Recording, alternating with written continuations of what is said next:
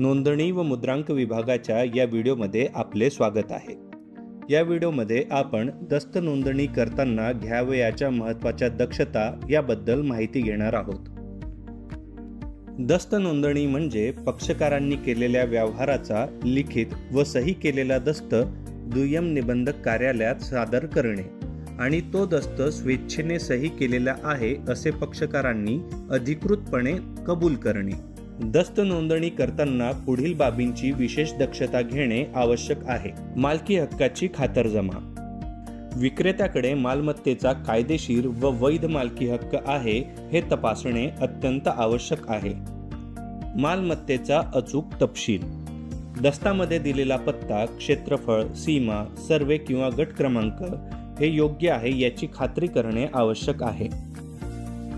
बोजा किंवा तारण तपासणी। मालमत्तेवर कोणतेही कर्ज, दावा, कोर्ट प्रकरण किंवा तारण नाही याची खातरजमा करणे महत्त्वाचे आहे।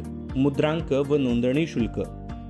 शासनाने ठरवलेल्या दरानुसार योग्य मुद्रांक शुल्क भरलेले असावे। अपुरे शुल्क भरल्यास दंड किंवा नोंदणीला अडथळा येऊ शकतो।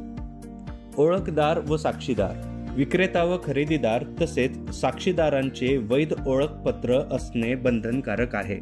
मुखत्यार पत्रधारक असल्यास, व्यवहार मुखत्यार पत्रधारकाद्वारे होत असल्यास त्या मुखत्यार पत्राची वैधता आणि मिळकती संबंधीचा अधिकार स्पष्ट दिलेला आहे का हे तपासणे गरजेचे आहे। अशा प्रकारे दस्त नोंदणी करताना घेतलेली काळजी भविष्यातील कायदेशीर अडचणी टाळते आणि तुमचा मालकी हक्क सुरक्षित करते।